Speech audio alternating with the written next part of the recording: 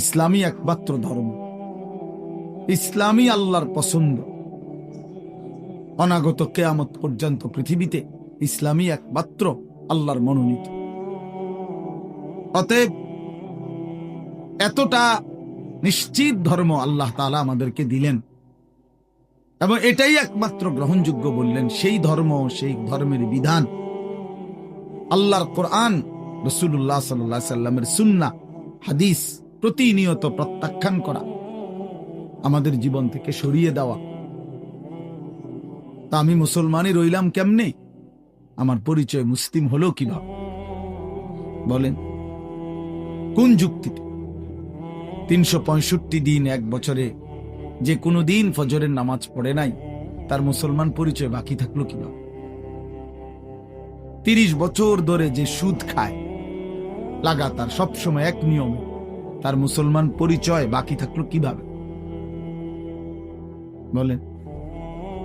প্রিয় ভাই, যারা প্রতিদিন 5 ওয়াক্ত নামাজ পড়ে না, নওজোয়ান তোমরা পড়ো না, তোমাদের মুসলিম পরিচয় টিকলো কিভাবে? ইনসাফের সাথে বলো ভাইয়া। কোনদিন যার কপালে সেজদা জোটে না, সারাদিন রাত নারী, ছবি, মদ, জুয়া, জিনা, ব্যভিচার, অশ্লীল দৃশ্য, অসভ্যতা, নোংরামি, এই যাদের জীবন, তে এই জীবনে মুসলিম পরিচয় টিকলো কিভাবে? এই মুসলমান হলো কিভাবে? মুসলমান তো দূরে থাক, এ তো মানুষ না।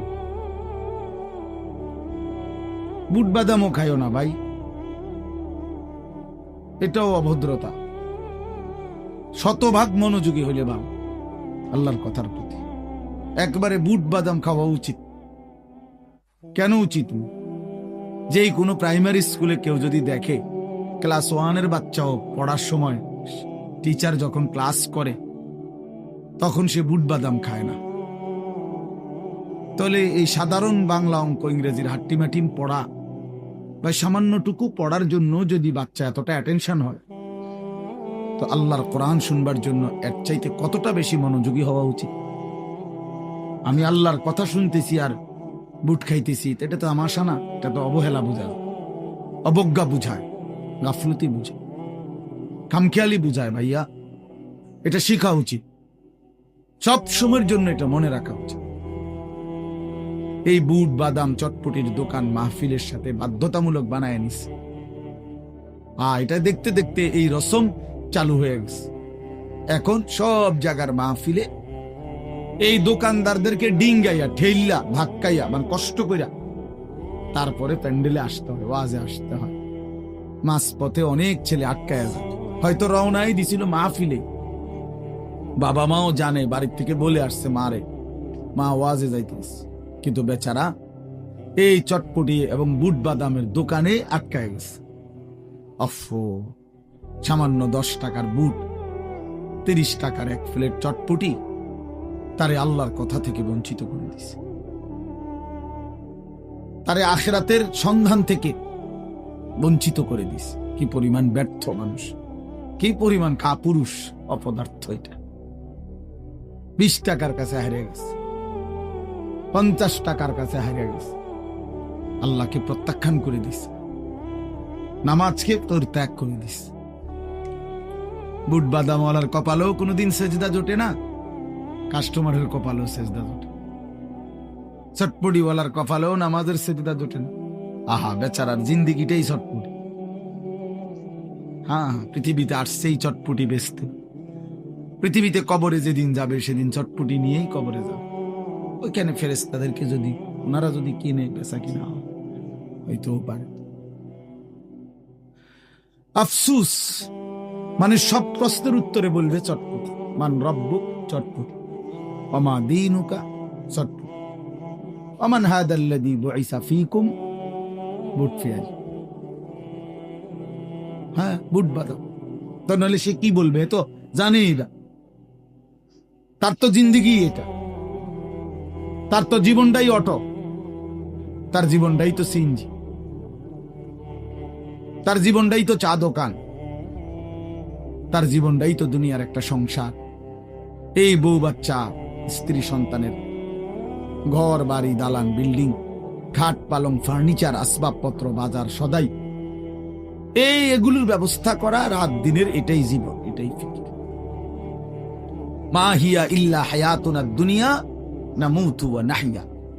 আল্লাহ তাআলা বলেন কাফের বেঈমানদের বক্তব্য হলো জীবন মানে শুধুই দুনিয়া,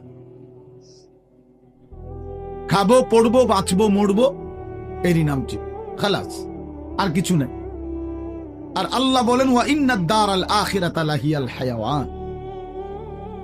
কাফেরদের কথা হলো দুনিয়াই কেবল, বেঈমানের কথা যে দুনিয়াই কেবল জীবন। আর আল্লাহ বলেন আমি আল্লাহ বলছি আখিরাতই হলো মূলত জীবন।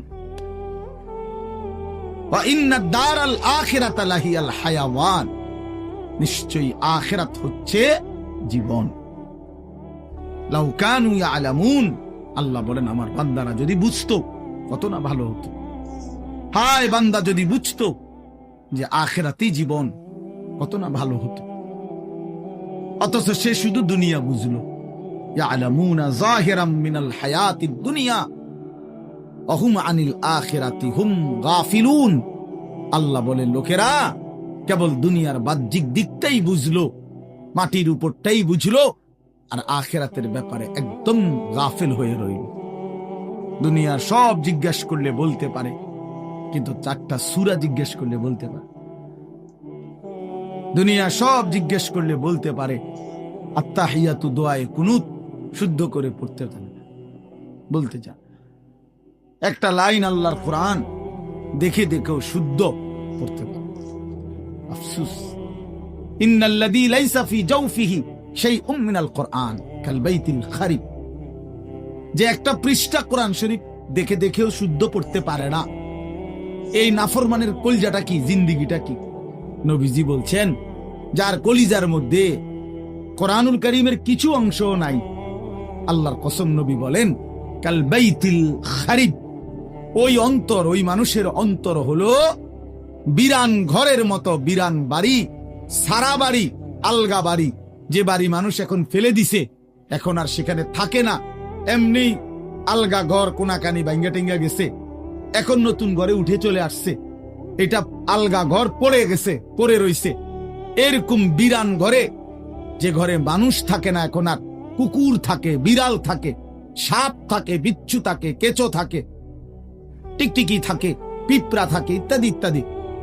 এরকম কুকুর বিড়াল সাপ বিচ্ছুর ঘর এখন, মানুষ থাকে না।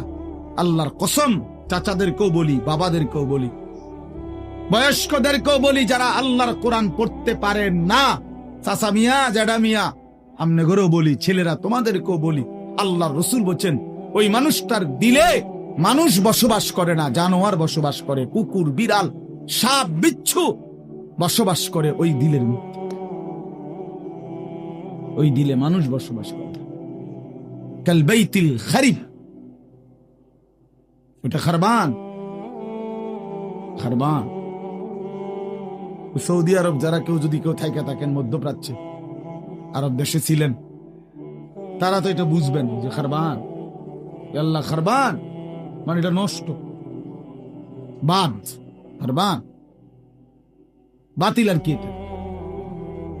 এই খারবান, এই লোক খারবান নবীজি বলছে, এই লোক ফালতু, এই লোক একেবারে আকামুয়া, এই ভাত খাইছে আর বন খাইছে আর বিড়ি খাইছে আর গপ মারছে, এই জিন্দি। এক জীবন ভাত তরকারি খাইছে, শেষ বয়সে আর বন আর বিড়ি খায় আর চা দোয়ারে গপ, কাম নাই। ওরা কিছু জানে না, আমরা কি পড়বি? ও তো আখেরাতেই চিনে না, হে চিনেই চা দোকান, উনি চিনেই বন বিড়ি, উনি চিনেই গল্প স্বল্প। আস্তাগফিরুল্লাহ। আল্লাহ আমাদেরকে মাফ করে দেন, আল্লাহ আমাদেরকে বুঝ দান করেন। এই জন্য দোস্ত, আমি প্রথম যে কথাটা বলে শুরু করলাম, অর্থ হইল এই কথাটা বলতে চাচ্ছিলাম যে ইসলাম তাইলে কার জন্য, কোরআন কার জন্য? ফাবিআইয়ি হাদিসিন বা'দাহু ইউমিনুন। আল্লাহ তাআলা বলে বান্দা, ফাবিআইয়ি হাদিসিন বা'দাহু ইউমিনুন। এই কোরআনকে দেখাইয়া আল্লাহ বলছে বান্দা বলো তো এরপরে ফাবিআইয়ি হাদিস, আর কোন কথা এই কোরআনের পরে আমি আল্লাহ বললে তুমি আমার কথা মেনে নিতা? এর চাইতে দামি আর কি বললে? এর চাইতে আর কি দামি বললে? ও ভাই দেন, একটু চাপায় দাও। দাও বাবা, নওজোয়ান তোমরা একটু 1 ইঞ্চি আগায় দাও। দাঁড়াও বাবা, দাঁড়াও, কষ্ট করো বাপ, আগায় যাও, একটু আগাও, সবাই জায়গা দাও। ইনশাআল্লাহ তোমার দ্বারা একজন ভাইও যদি বসতে পারে, তার পুরা বসার সওয়াব তুমি পাইবা ইনশাআল্লাহ। আসো, আগায় আসো বাপ, সবাই নড়ো। এই যে নড়লা না, সে তো গাড়তারামি করলা। আগাও ভাই। ওই যে কথা বলা, কি মুখ তো ছুটিয়েছে নাকি? তো এরকম কাবজাব শুরু করলেন কেন?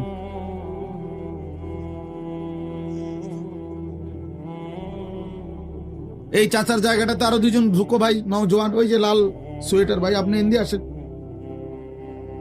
শুনতেছো না ভাই? তুমি আও। ওই যে চাচার সামনে যাও। চাচা থাক, আপনি চাচার জায়গায় বসেন।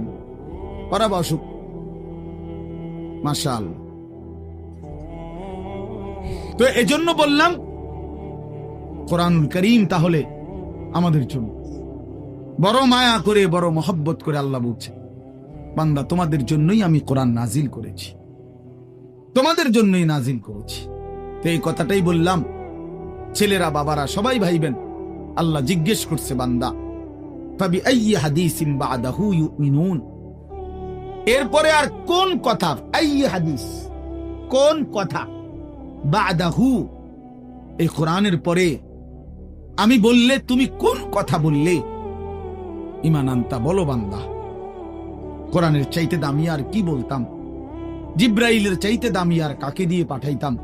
মুহাম্মদ আরবি আমার বন্ধুর চাইতে প্রিয় আর কার কাছে দিতাম? কোরআন আমি নাজিল করলাম। জিব্রাইলের মতো শ্রেষ্ঠতম সাইয়্যিদুল মালাইকা, আমার কোটি কোটি ফেরেশতার মধ্যে সর্বশ্রেষ্ঠ ফেরেশতা যে, নাযালা বিহির রূহুল আমিন, যিনি রূহে আমিন, বিশ্বস্ত আত্মা, যে 1 সেকেন্ডের জন্য আমার হুকুমের কোনো দিন ব্যতিক্রম করে না। জি কুওয়াতিন, যে জিব্রাইল ভীষণ শক্তিওয়ালা, ভীষণ শক্তিশালী হযরতে জিব্রাইল, এমন দামি ফেরেশতা দিয়ে আমি নাজিল করলাম, আমি আল্লাহ নাজিল করলাম। আর আমার কুল কায়নাতের সবচেয়ে প্রিয় বন্ধু, আমার কলিজার টুকরা, আমার হাবিব, আমার মাহবুব, আমার সবচেয়ে প্রিয় জনের কাছে কোরআন নাজিল করলাম, আমার সেই প্রিয় রাসূল। এরপরে বান্দা আমি আর কেমনে আয়োজন করতাম? আমি আল্লাহ নাজিল করলাম, জিব্রাইলকে দিয়ে পাঠাইলাম, শ্রেষ্ঠতম বন্ধুর কাছে নাজিল করলাম, এরপরে আর কি করত? রাসূলকেও পাত্তা দিলা না, আমাকেও পাত্তা দিলা না, জিব্রাইলকেও পাত্তা দিলা না, তাহলেও বান্দা কি করলা? আল্লাহ জানতে চাইছে বাপ। আবারও বলছি, ডানে বামে প্রত্যেকে একজন আরেকজনকে বলে দেন যে মোবাইল হাতে নিয়ে রেকর্ড করতে না, ভিডিও করতে না, পরে থামায় দেন। ভাই আপনারা একজন আরেকজনকে ডাকে বলেন, এটা মনোযোগ দিয়ে শুনতে বলেন। এই হলো এক কথা। 2 নাম্বার কথা হলো, বসা যায়, সবাই ইচ্ছা করলে বসতে পারে, না হলে ভাই তোমাদের জুতার উপরে রাইখা এমনি বসো, তাইলে অসুবিধা কি? এটা তো ঘাস আছে, বোঝা যাইতেছে কেন?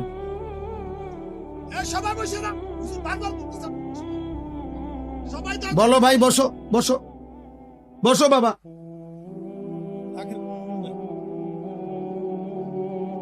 এরপরে দেখেন, ফাবি আইয়ি হাদিসিন বাদাহু ইউমিনুন, একটা বললাম। এই কথাটা আমার সব সময়, আমার সব বয়ানে শুনছেন না, এটা আমি অসংখ্যবার এই কথা আমার বেশি দিলে লাগে, যে আল্লাহ পাক কেমনে কইলেন মায়া কইরা, যে বান্দা এরপরে আমি আর কোন কিতাব নাজিল করতাম? বলো না বান্দা, আমি আর কোন কথা বলতাম? আমার মতো মাওলা, আমার মতো মালিক, আমি আর কি বলতাম বলো? আমি আর কেমনে বললে তুমি মানতা? ওফো, এই কথা যদি সামনাসামনি বলে কি অবস্থা হবে দোস্ত? আল্লাহ যেদিন সামনে নিয়ে বলবে, হাদিসে স্পষ্ট আছে, আল্লাহ নবী সাল্লাল্লাহু আলাইহি সাল্লাম বলেন, ইন্নাল্লাহা সায়ুকাল্লিমু, আল্লাহ তার প্রতিটি বান্দার সাথে